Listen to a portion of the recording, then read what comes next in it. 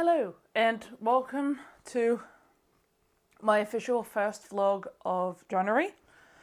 And in this vlog, I will be starting out my year reading all of the Once Upon a Time books. Now, Once Upon a Time was a show that ran for 7 seasons, and I was all over that show for the first 3 seasons. It started to go downhill in season 4, and then I stopped watching it season 5. But it had its audience for the whole time. One of the main reasons I stopped watching after the end of season 3 is because they killed off one of my favorite characters, and I never quite forgave them for that. So yes, I was a little bit bitter. But I'm not going to get into that.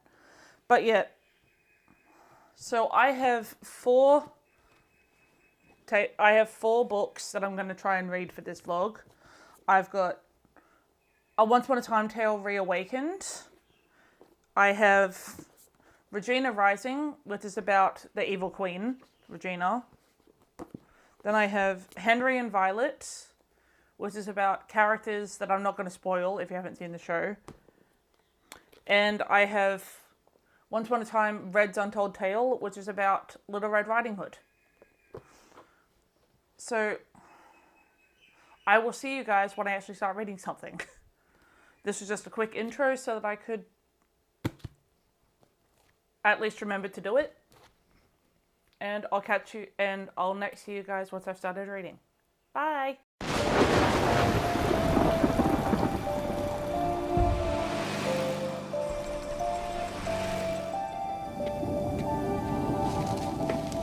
I'd like a room. What's the name? Swan. Emma Swan. Emma. What a lovely name. Thanks.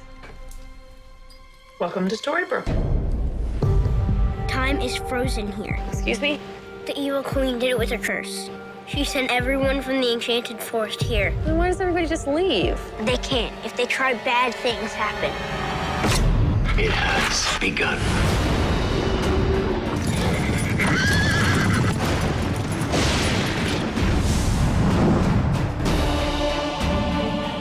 Sorry, I'm late. How would you like a glass of the best apple cider you ever tasted?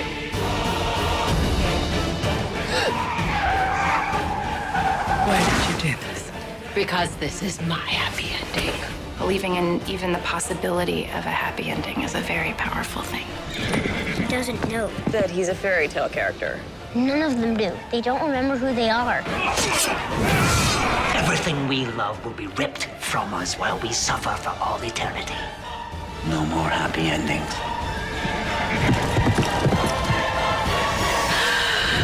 Every story in this book actually happened. You should know more than anyone. Why is that? Because you're in this book.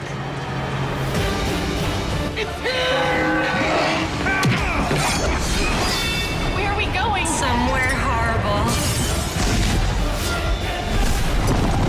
I'll always find you. I will destroy you if it is the last thing I do. Enjoy your stay. Emma.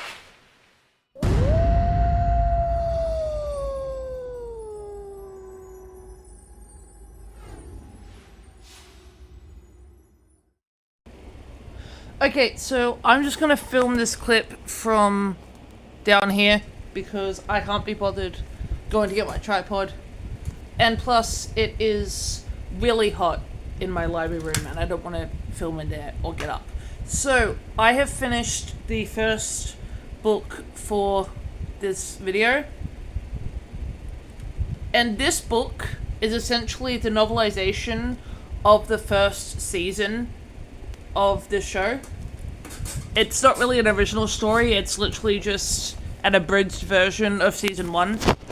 Which I didn't mind because I liked the show.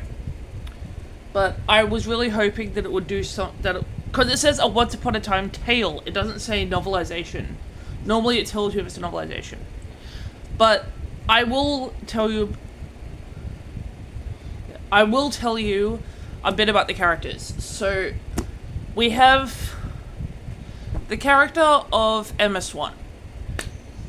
She is the daughter of Snow White and Prince Charming, and the mother of Henry, who comes to find her and takes her back to the town where this is set, Storybrooke, and because she has to save them from a curse that was cast by the evil queen, who in this town is the mayor, and also the adoptive mother of Emma's son Henry. And then other characters that you've got Rumpelstiltskin, who like is the owner of the town. Then you've got like all the characters like Red Riding Hood, also known as Ruby. You've got Granny. You've got Cinderella, also known as Ashley Boyd. And then you've got the Huntsman from Snow White, who in this town is the sheriff. And yeah, and then you've got Grumpy, who's he's like the only dwarf out of all the characters that has an actual character in this show, or at least in the season that they're writing about. And then you've got Belle, who is in this world, the Beauty and the Beast story is between Belle and Rumpelstiltskin. Yeah, so I don't really know what I can say about this book without going into spoilers for season 1 of the show. But yeah, I will say this is pretty much a good abridged version of the show. Even if it actually does miss a few episodes, but you get the main premise of what happens in the first season in this book. So I will give it that. But yeah, as someone who already knew season 1, I was really hoping that this would be an actual story and not just a recap of the series. But I still gave it a 3-star because it's still one of my favorite shows and it is all the characters I like. I just really wish they would have done something else with it. All new next Sunday.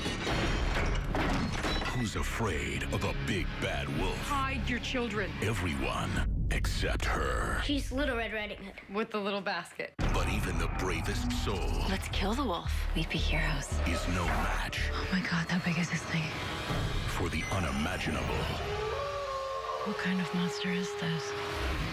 ABC's Once Upon a Time. All new next Sunday at 8/7 Central. Hello! So, it is the next day, and I have finished another book for this vlog. This one is Red's Untold Tale. The characters in this one are Red Riding Hood and her grandmother. This is her when she's 16, like before any of the... This is like a pre-curse life, but yeah, so this is about Red Riding Hood and Granny, and they're trying to protect their town from this wolf that is haunting or hunting in their little village.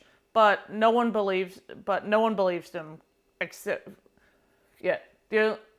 Granny keeps warning people about it, but everyone just thinks that Granny's insane, and Red is just, she's doing what all 16-year-olds do, which is trying to stick by her grandmother, but she's also trying to have some kind of a life, and she's trying to win the affections of this guy in the village, Peter, who was in the show as her boyfriend. So I already knew where that relationship was going. There wasn't like a lot of suspense with that one. I knew how it was going to end. Although all this book did was remind me that 16-year-old girls are absolute bitches, Like, they are ruthless, spiteful, and just all around, they remind me of why I hated high school a lot. They're 16-year-old girls are bitches. Everyone thinks that, look, it's what I always tell people. Teenage boys, stupid, but mostly harmless. Girls can be bitches. But yeah, anyway, this story, the story's based around Red trying to help everyone. Like, she's trying to have this life for herself, but she's also trying to protect and help Granny as well. So yeah, there's this whole, like, the main conflict in this book is the wolf time and trying to get people on side. And also they're trying to save they're trying to save her grandmother's bakery. They're trying to save her grandmother's bakery at the same time. Yeah, so it's a failing bakery, and there's also this wolf. Overall, I did enjoy this story. I actually read it quite quickly. And yeah, I ended up giving it a 4-star because the ending of it just seemed a bit rushed for the most part. And yeah, the ending of it seemed extremely rushed, like everything wrapped up really quickly. And I didn't like that suddenly this girl who's been a bitch suddenly wants to know Red. And I'm like, you can keep dreaming, but you can keep dreaming. Yeah, so I didn't like how quickly that rivalry, like, ceased, because for 97% of this book, you're a bitch to her, and then suddenly you like her. I don't take that. But anyway, overall, I liked this as a companion novel to the show, and I will be back with the next book. Bye! I'm sorry, my darling, I can't. I have too much work to attend to. But you never have time to play.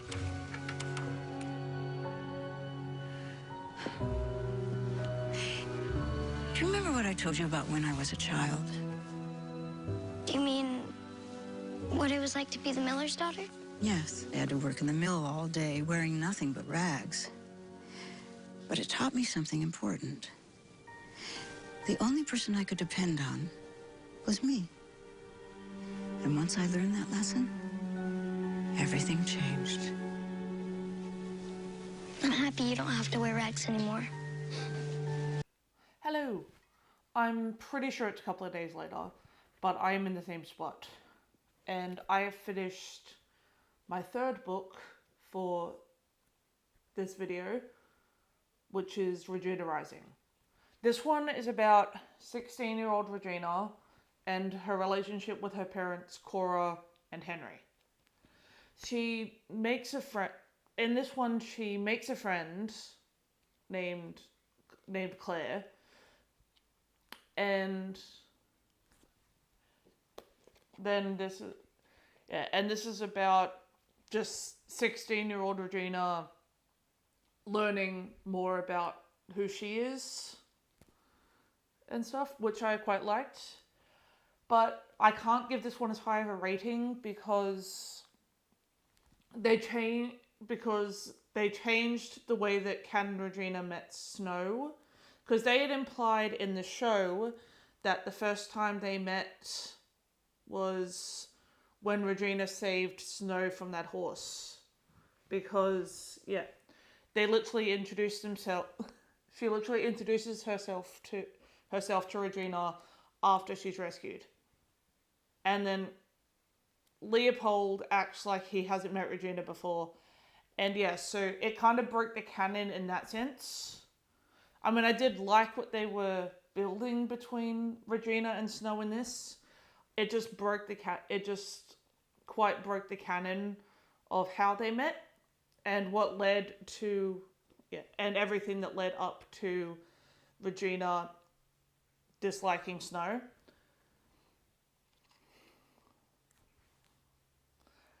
yeah, so I have to mark it down for that.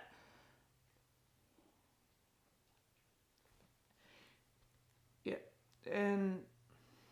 but it was well written. I have to give it that. But yeah, because of the breaking the canon stuff, I feel like I need to mark it down. So this is sitting at a 3.5 star. And I will be back with the last book for this video. Bye! Arthur's court has no great shakes. I don't know what great shakes are, but I do know that I like it here.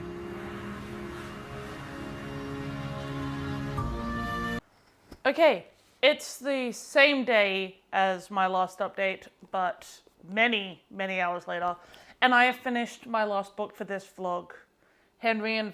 This one is Henry and Violet by Michelle Zink.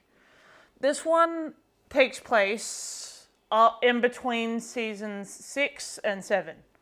Before I get into what this one was about, I will fill in the gaps on the characters in this and how we got here.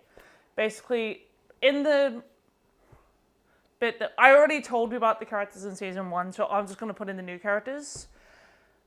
Basically, it was revealed that Henry's father was Neil, who was the son of who was the long lost son of Rumpelstiltskin, who I did talk about in season 1. And yeah, so this story essentially, and I'll talk about the others as we get into it. Yeah, this one essentially follows the characters of Henry and Violet, who were a couple at the end of season 6, and this is about them, like, this is the story of how they essentially, like, went their separate ways, because that was never revealed. We just came back to season 7, and Violet was gone, and they gave Henry a new love interest. But yeah, essentially, Violet came in as from the Camelot. Yeah, from the Camelot storyline, which I'm not going to get into because it's not really relevant to this specific story. But yeah, her and her dad moved to Storybrooke, and she started dating Henry. And this one is about, they're on a field trip to New York, and they're trying to track down an old antique that belonged to Violet's father, because she wants to cheer him up. And yeah, essentially they have to sneak away from their chaperones, who are essentially Emma, Henry's mum, Mary Margaret, Henry's teacher / grandmother, and Captain Hook / Killian Jones, who is Henry's new stepfather. Yeah, who's Henry's new stepfather, which is a really long story that I'm not going to get into. But yeah, so they essentially sneak away and they explore New York, and this is about Violet wanting to see more of the world and Henry having to accept that they won't necessarily be able to stay together for like forever like he was hoping. He needs to let Violet go out and see the world on her own, and he also needs to figure out what he wants to do in the future. We do see where he ends up in season 7, but yeah, this was a good way to fill in the gap of how this relationship ended. And yeah, it's well written. Oh, damn it. I'm giving it a 4 star because it was a very good fill in the gap story, and I think it was quite realistic. And with that, that's the end of this like quick January video. And I will catch you guys in the next one.